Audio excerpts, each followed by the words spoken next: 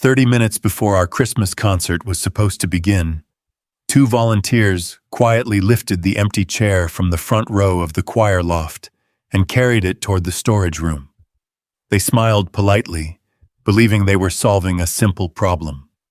Every seat inside Grace Memorial Church had already been claimed, and dozens more people were expected before the first hymn. Then I spoke the same 6 words I had spoken every Christmas for the past 30 years. That chair is already occupied. The sanctuary fell completely silent. No one argued. No one asked another question. They simply returned the chair to its place at the front of the choir, where it had remained every Christmas since long before many of the younger singers had even been born. Only one person looked at me differently. 17-year-old Emily Parker. She didn't look confused. She looked determined. If you've ever believed that a promise can continue speaking long after the people who made it are gone, stay with me. I watched the volunteers quietly straighten the chair before returning to the remaining preparations. No ribbon marked it. No flowers surrounded it. No plaque explained its purpose. It was simply an ordinary wooden chair that no one was allowed to occupy. Every December, the same questions quietly returned. Why waste a perfectly good seat? Why leave one chair empty when the church overflowed with families every Christmas Eve? The newer choir members usually whispered among themselves during rehearsal. Some assumed the chair honored a former pastor. Others believed it represented someone who had died in military service. A few thought it was simply one of those old church traditions nobody remembered well enough to change. The longtime singers never corrected them. They simply lowered their eyes and continued preparing their music. For 3 decades, they had learned that certain memories deserved patience before explanation. I slowly placed my conductor's folder on the music stand. My hands were steadier than my hearing these days. Age had stolen a little from both, but it had never taken away the habit of noticing what others overlooked.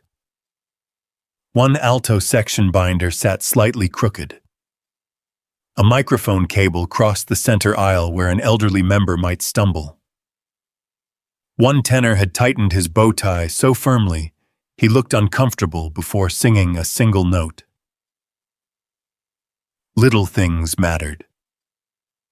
In the Army Band, I learned that great performances rarely depended upon dramatic moments.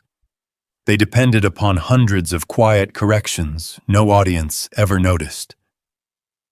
The choir had taught me the same lesson again. Emily approached carefully while the others rehearsed the opening hymn. "Mr. Whitaker?" I smiled. "You've got a question. Is it that obvious?" "It usually is." She glanced toward the empty chair. "I've volunteered here for almost a year." "I know. But nobody will tell me why it's always there." I looked across the sanctuary. Sunlight filtered gently through the stained glass windows, painting soft colors across the polished floor where generations had sung before us. "There are some stories," I said quietly, "that have to find the right person before they're ready to be told." She tilted her head. "And if they don't, they wait." Emily looked back at the chair. "Has it been waiting 30 years?" I answered with complete honesty. "Yes." Before she could ask another question, Pastor Daniel entered carrying the evening's attendance report. His smile faded almost immediately. "We've got a problem." I accepted the folded paper. Every pew would be filled. The fellowship hall had already opened for overflow seating. Even then, nearly 50 additional guests were expected before the concert began. Pastor Daniel hesitated. Ben, his voice remained gentle. We may have to use that chair. I looked toward the front row where the empty chair stood quietly beneath the sanctuary lights. Then I folded the attendance sheet without looking away. No. Not because I valued tradition, not because I feared change, because somewhere inside the church archives rested the only voice still capable of explaining why that chair had never truly been empty. The conversation about the empty chair should have ended there. Pastor Daniel respected my answer, folded the attendance report, and quietly walked away to help the ushers prepare for the overflowing Christmas crowd. Yet I noticed him glance back at the chair once before disappearing through the sanctuary doors. Even after all these years, it still made people wonder. That evening's rehearsal ended later than usual. The younger choir members chatted excitedly about the record attendance expected for my final Christmas concert, while the older singers packed their music folders with unusual silence. Emily Parker remained behind. Instead of leaving with the others, she helped return hymnals to the storage cabinet beside the choir loft. "You really aren't going to tell me?" she asked with a hopeful smile. I laughed softly. "History has taught you patience. I'm still learning." She looked toward the empty chair again. "I asked Mrs. Eleanor." I nodded knowingly. "And?" "She said the chair was older than I was." "That's true." "I asked Mr. Collins." "What did he say?" "He told me some promises should never be rushed." I smiled. "Also true." Emily folded another choir robe before continuing. "I asked 3 different people, and you received 3 different answers." She sighed. Nobody actually answered the question. No. They answered around it. There was no frustration in her voice, only genuine curiosity. That was one reason I had quietly enjoyed watching her volunteer over the past year. She didn't chase gossip. She searched for understanding. As we finished straightening the rehearsal room, an elderly soprano named Eleanor Hayes slowly approached. She had sung beside me longer than anyone still remaining in the choir. Nearly 32 Christmas concerts. She rested one hand gently on the empty chair before speaking. "Benjamin." I looked up. "She's ready." Emily looked confused. "Ready for what?" Eleanor smiled kindly. "To hear the beginning." My eyebrows lifted slightly. "You think so?" "I do." Without another word, Eleanor reached into her music folder and removed a small brass key attached to a faded red ribbon. She placed it carefully into Emily's hand. "The church archives." Emily stared at the key. "I've never seen this before." "Very few people have." She turned toward me. "Mr. Whitaker?" I slowly nodded. "Go tomorrow after school. But understand something first. This key won't give you answers. It will only give you questions that matter more." Emily closed her fingers around the old brass key. "I don't understand." "You aren't supposed to." She hesitated before asking the question everyone eventually asked. "Does the chair belong to someone who died?" For several seconds, I remained completely silent. Finally, I answered with absolute honesty. "No." Her eyes widened. "Then why is it empty?" Before I could speak, Eleanor gently interrupted. "Because sometimes forgiveness leaves a place at the table long before people are ready to return." Emily looked from Eleanor to me. Neither of us explained further. The mystery had changed. She had arrived expecting to discover a memorial. Instead, she had just learned the empty chair belonged to someone who had once walked out of the church alive. The next afternoon, Emily unlocked the narrow archive room beneath the sanctuary for the first time. Dust covered most of the shelves. Old choir programs, handwritten music arrangements, faded Christmas bulletins, and dozens of unlabeled cassette tapes filled worn cardboard boxes stacked against the back wall. She carefully brushed away the dust from one cracked plastic case. Across its faded label, written in blue ink almost 30 years earlier, appeared 6 handwritten words. Final rehearsal before Christmas. Do not erase. Emily slowly turned the cassette over in her hands. Behind that fragile strip of magnetic tape waited the first voice still capable of telling the truth about the chair no one had ever been allowed to fill. The archive room smelled faintly of old paper, candle wax, and polished wood. Emily Parker had volunteered in nearly every corner of Grace Memorial Church during the past year, yet she had never been invited below the sanctuary. The narrow room beneath the choir loft felt less like storage and more like a forgotten piece of history, waiting patiently for someone willing to listen. The brass key Eleanor Hayes had given her turned easily in the old lock. Dust drifted through the beam of her flashlight as she stepped inside. Shelves stretched from floor to ceiling.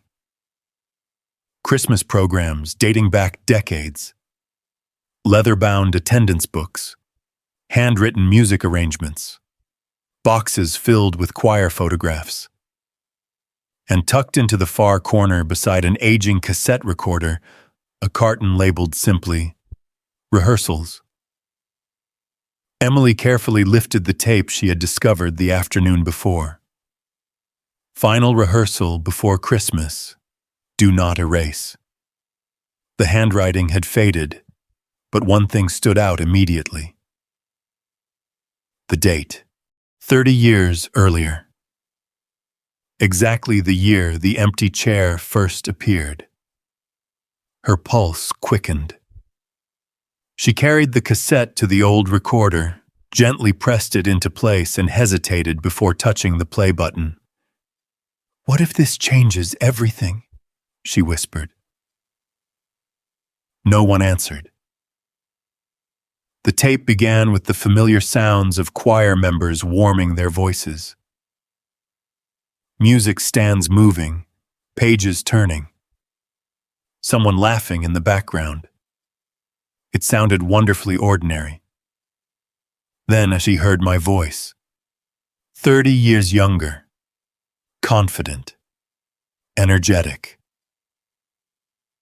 Let's take the final verse once more. The choir began singing. Emily smiled. The recording almost disappointed her. Nothing mysterious, nothing dramatic, just people preparing for Christmas. Then, without warning, the music stopped. A man's voice spoke quietly from somewhere close to the recording microphone. "You can't tell them." Another voice answered. "I won't." Emily leaned closer. She recognized neither speaker. The tape hissed softly before the conversation continued. "If they know who made the mistake, the choir won't survive this." A long silence followed. Then came 6 words that made Emily stop breathing. "Let them blame me instead." The room fell silent except for the soft crackle of aging magnetic tape.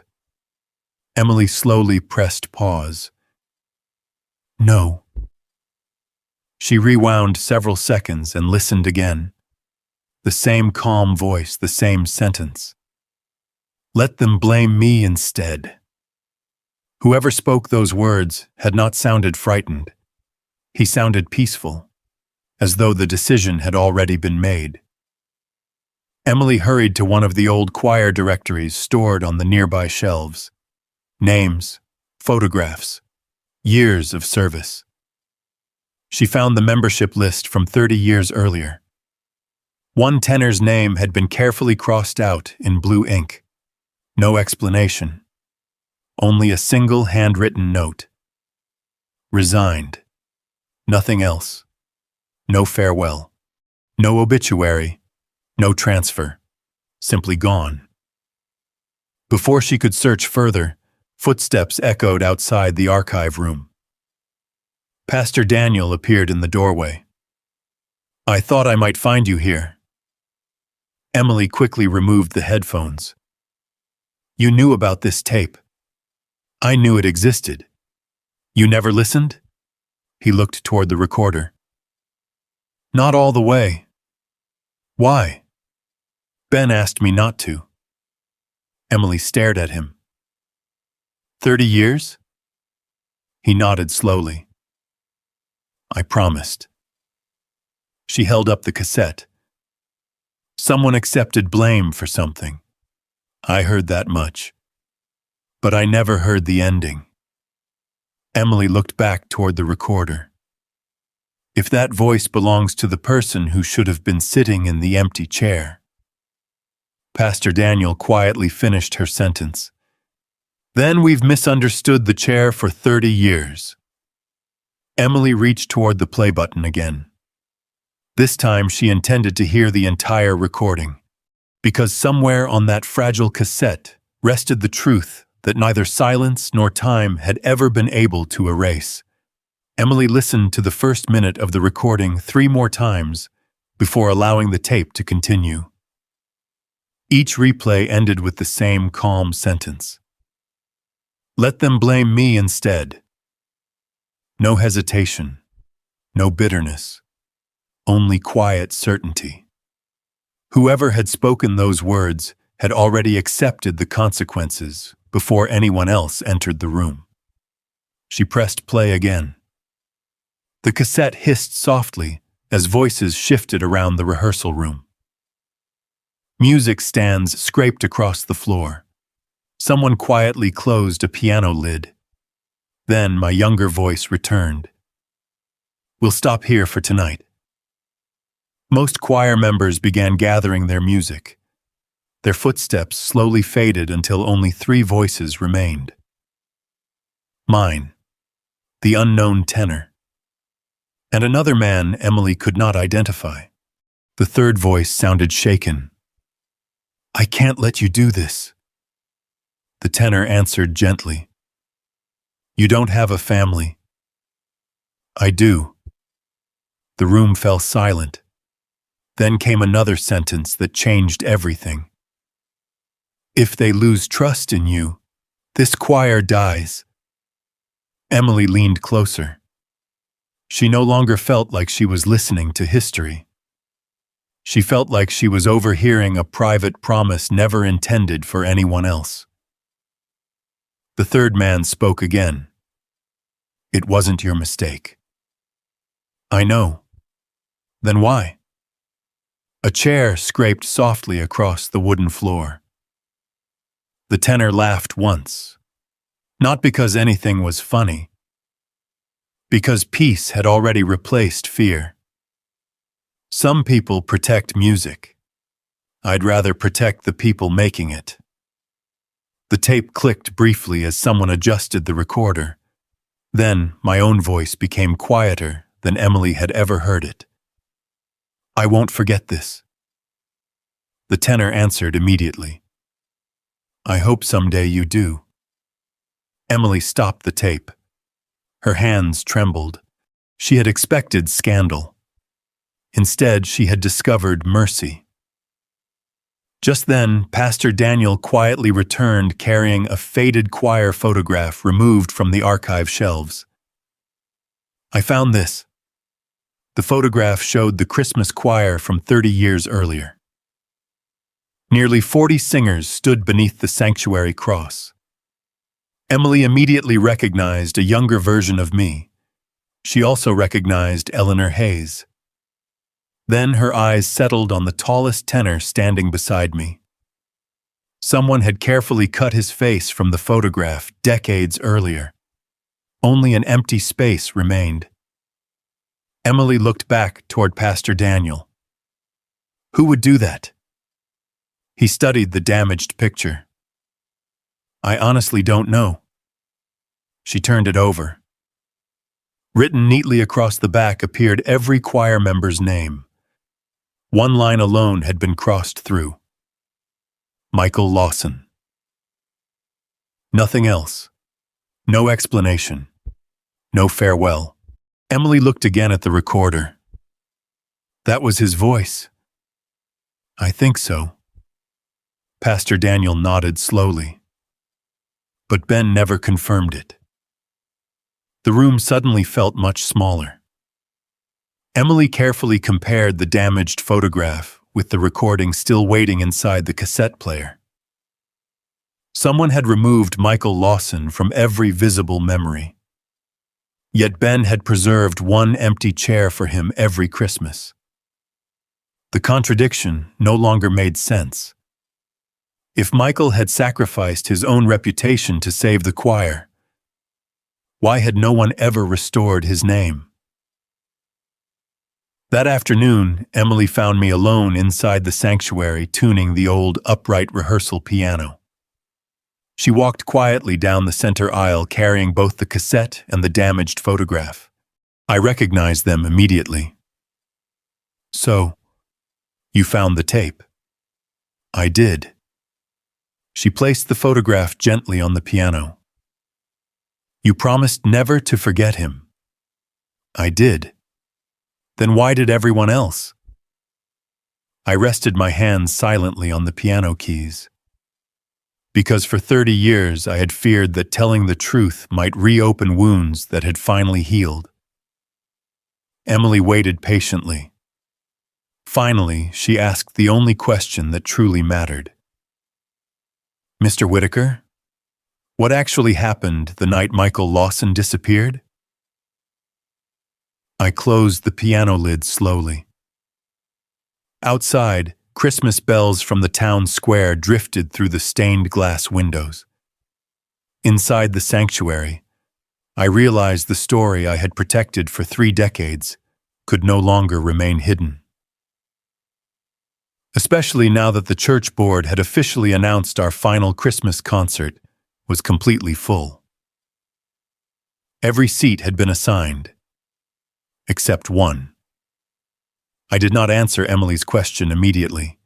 For 30 years, I had protected the truth with silence. Not because it was shameful, because I believed reopening it might wound people who had finally found peace.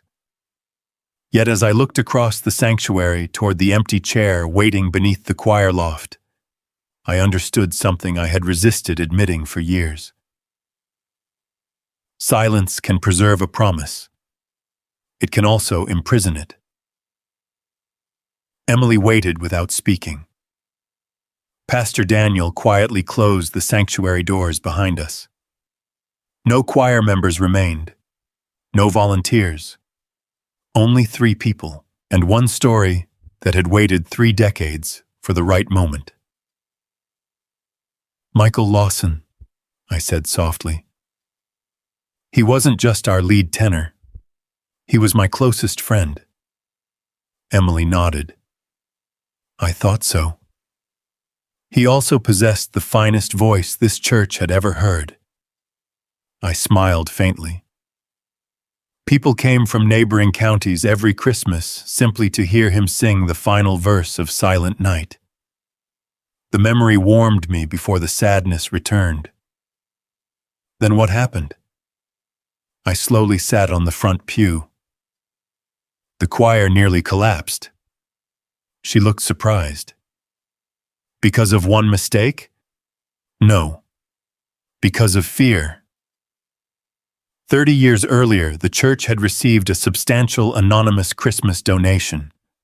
The money was intended to restore the aging sanctuary roof and purchase new music for the choir. Just days before construction began, The entire donation disappeared. No broken locks, no witnesses, no explanation. The congregation became divided almost overnight. Some blamed the finance committee, others suspected volunteers. Rumors spread faster than facts. Attendance dropped. Families stopped speaking to one another. Christmas rehearsals became painfully quiet. Emily listened without interrupting. Did they ever find the money? I shook my head.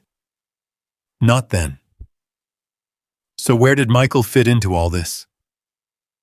I closed my eyes briefly. He stood up during the final rehearsal. The same rehearsal captured on the cassette. He told everyone he had taken the money. Emily stared at me. But he hadn't. No. I knew he hadn't. So why confess? Because someone else was about to be accused. Pastor Daniel spoke for the first time. A 17-year-old scholarship student. Emily slowly turned toward him. He was new. He came from a struggling family. People had already started whispering. I nodded. If those accusations continued, his life would have been destroyed before adulthood.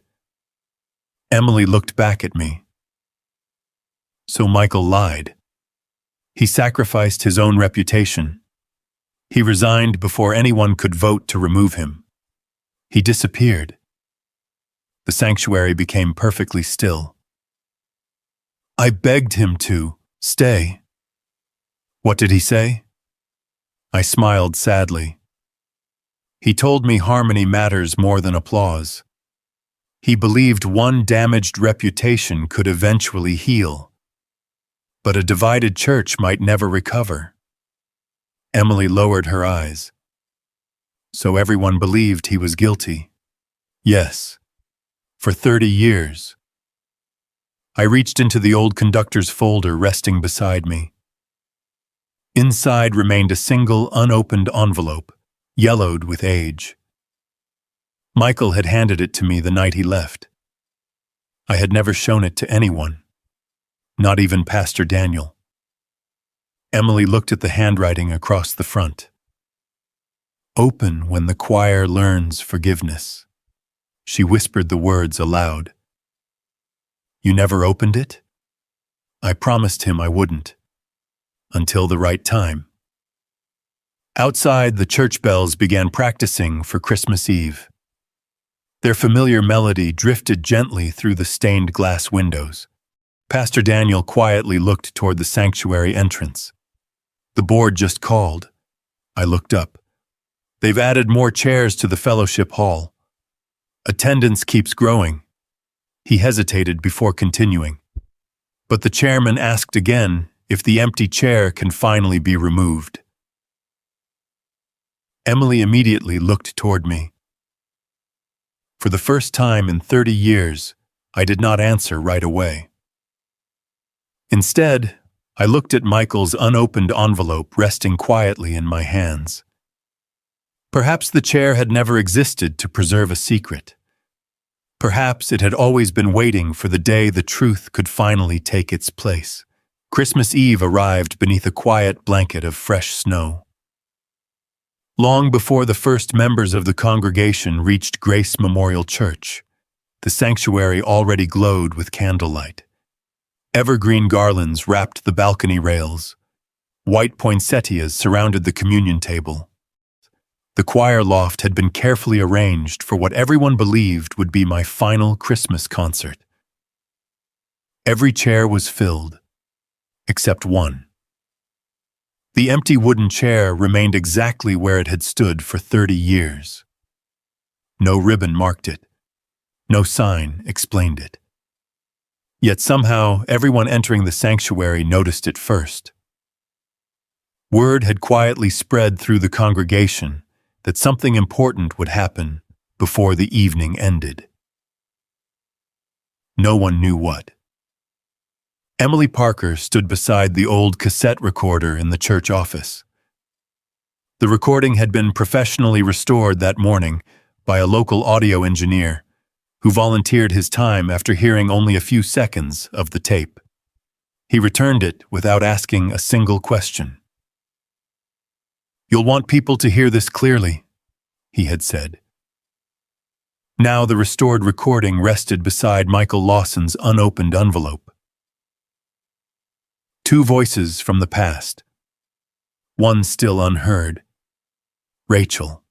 No, there was no Rachel here. Pastor Daniel stepped quietly into the office. "The sanctuary is full. I know. We've opened the fellowship hall." Emily nodded. "And people are still arriving." He looked toward the cassette. "Are you ready?" Emily hesitated. "I don't think that's the right question." "What is? Is Mr. Whitaker ready?"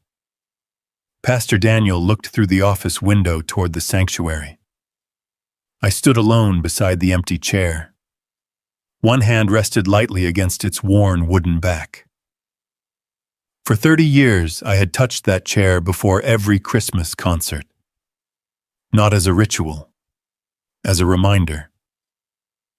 I remembered Michael's smile, his impossible ability to calm nervous singers before performances, the way he quietly sang the first note whenever someone lost confidence. Most of all, I remembered the final conversation after rehearsal. "You'll hate this decision." "I already do." He had laughed softly. "Good. That means you'll spend the rest of your life making sure it was worth it." For 3 decades I had tried. Yet every Christmas I asked myself the same question. Had silence truly protected the choir? Or had it simply delayed forgiveness? Emily approached carrying the old envelope. "I think this belongs to you." I looked at Michael's familiar handwriting. "Open when the choir learns forgiveness." I promised him. "You also promised never to forget." She smiled gently. "Maybe remembering means telling the truth now." Before I could answer, Eleanor Hayes slowly joined us. At 84 years old, her voice no longer carried the soaring soprano that once filled the sanctuary, but her wisdom remained unchanged. "Benjamin." She rested one hand over mine. "The chair has finished its work." I looked at her in surprise. "What do you mean?" "It kept the promise alive." She smiled through quiet tears. "Now let the promise breathe." Outside the sanctuary doors, the choir had already assembled. Many of the younger singers now knew enough of the story to understand why tonight felt different. No one complained about the empty chair. Several quietly placed small white roses beneath it before taking their own places. Not because anyone instructed them, because gratitude naturally finds its own language. The church bell struck 7. Christmas Eve. The final concert. Pastor Daniel walked slowly to the front of the sanctuary. Instead of welcoming the congregation immediately, he looked toward me. "Before our choir sings tonight, there is a story that has waited 30 years to be heard."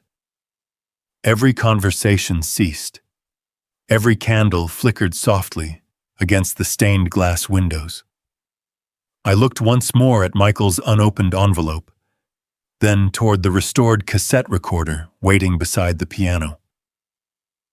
For the first time in 3 decades, I realized I was no longer protecting my friend's sacrifice by remaining silent.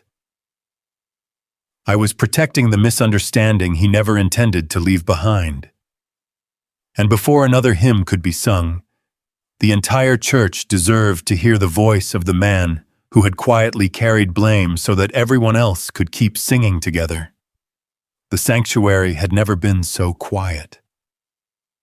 Nearly every pew was filled.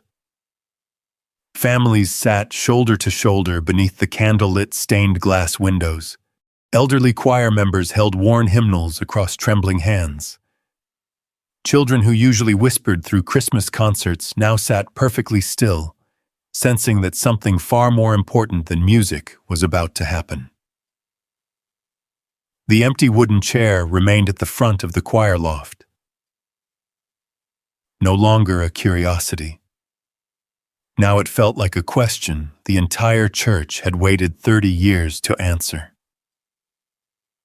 Pastor Daniel stepped away from the lectern without introducing the first hymn. Instead, he nodded toward Emily. She carried the restored cassette recorder to a small table beside the piano. No dramatic announcement followed. She simply pressed the play button. For several seconds, only the familiar sounds of an old rehearsal filled the sanctuary. Music pages turning. Soft laughter, someone humming scales. Then my younger voice emerged. "Let's stop for tonight." The congregation listened quietly. Next came Michael Lawson's voice. Warm, steady, unmistakably kind. "If they lose trust in you, this choir dies." Several elderly choir members lowered their heads. Some recognized the conversation before the recording reached its most painful moment. Then the sanctuary heard the sentence that had changed 3 decades of history. "Let them blame me instead." A gasp moved gently through the congregation. Not loud, just hundreds of people breathing in at exactly the same moment. The recording continued. For the first time in 30 years, no one stopped it. The third man spoke again. "I won't let you carry this alone," Michael answered softly. "You won't. You'll carry the choir." Silence. Then one final sentence none of us had remembered until the recording had been restored. "Someday they'll sing together again." The tape clicked, stopped. Nothing else, no explanation, no defense, only a promise. For several long moments, no one moved. I slowly walked toward the empty chair carrying Michael's unopened envelope. 30 years had yellowed the paper. The handwriting remained beautifully clear. "Open when the choir learns forgiveness." I looked across the congregation. I think that day has finally come. Carefully, I broke the seal. The envelope contained only one folded sheet of paper. No bitterness, no accusation, no attempt to clear his own name. I unfolded it slowly. "My friends, if you're reading this, then you've already forgiven someone. I pray it wasn't me." A quiet tear rolled down Eleanor Hayes's cheek. I continued. "The money was never stolen." A ripple of surprise moved through the sanctuary. It was quietly borrowed. The anonymous donor returned before anyone discovered the truth. He begged me never to reveal his name. He feared public embarrassment would divide the church all over again. I believed protecting his dignity mattered less than protecting everyone's future. So I accepted blame no one could prove. I leave with peace. Please don't spend your lives correcting my reputation. Spend them protecting someone else's. The letter ended with 8 simple words. Harmony is strongest when mercy sings first. I lowered the page. No applause followed. Only silence. The kind of silence that changes people. An elderly man slowly stood from the third pew. His voice trembled. "I was that 17-year-old scholarship student." Every face turned toward him. "I knew people suspected me. I never knew Michael protected me." He wiped his eyes. I've spent 30 years believing someone else paid for my future. He looked toward the empty chair. I wish I'd known. Before anyone could respond, another person stood, then another. One after another, members of the congregation quietly rose, not to speak, to forgive, to remember, to honor. Emily carried the empty chair to the center aisle. No one sat in it. Instead, every choir member gently rested one hand against its wooden back as they walked toward their places.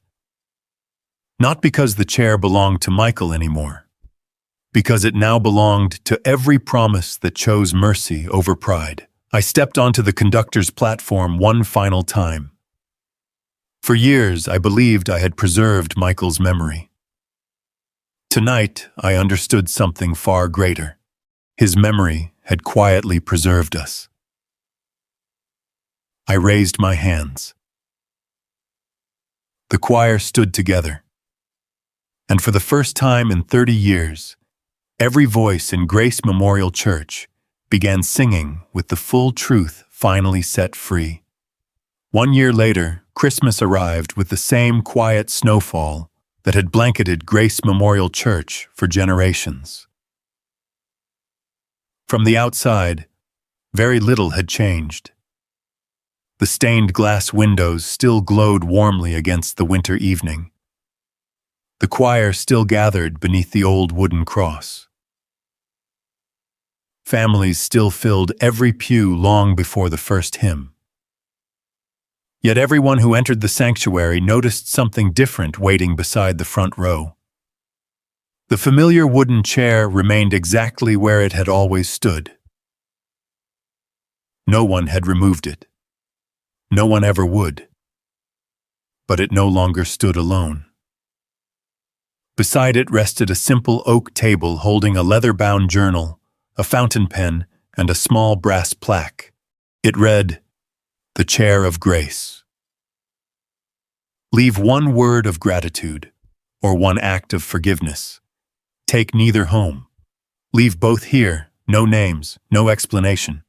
Those who knew the story never needed one. Those who did not soon learned it from someone who did. The tradition quietly became part of every Christmas concert. Before the choir sang, members of the congregation approached the chair one by one. Some wrote thank you notes to parents who had shaped their lives. Others wrote the names of friends they had finally forgiven. A few simply wrote one sentence they had never found the courage to speak aloud. The pages were never read publicly. They were carefully preserved inside the church archives beside Michael Lawson's restored rehearsal recording. One protected voices, the other protected hearts. I no longer stood on the conductor's platform. Retirement had finally become more than a date on the church calendar. Emily Parker now directed the Christmas choir with the same quiet patience I had once tried to practice. She never copied my style. She found her own. That made me happier than any applause ever could. From my favorite pew near the back of the sanctuary, I watched the new generation lead rehearsals with calm confidence. Before every performance, Emily walked to the chair of grace and rested one hand lightly against its wooden back. Not because she believed the chair belonged to Michael or to me. It belonged to every person who chose mercy before pride. As the choir prepared to sing Silent Night, a young boy quietly approached the journal. He could not have been more than 8 years old. He carefully printed 6 uneven words across one page. I forgive my best friend today. He closed the journal gently and returned to his family without another word. No one applauded. No one pointed him out. Grace had quietly done its work again. As the first notes of the final hymn filled the sanctuary, I looked toward the empty chair one last time. For 30 years, I believed I was saving a place for one absent friend. I finally understood the truth. The chair had never been waiting for Michael Lawson. It had been waiting for every heart willing to choose forgiveness before judgment. If this story reminded you that mercy often changes more lives than being proven right, I hope you'll find one person to thank, or one person to forgive, while you still have the opportunity. Some promises are kept through words. The most meaningful ones are kept through the lives we choose to live. May your voice bring peace before certainty, your kindness outlast every misunderstanding, and your quiet grace continue singing long after the final Christmas hymn has faded.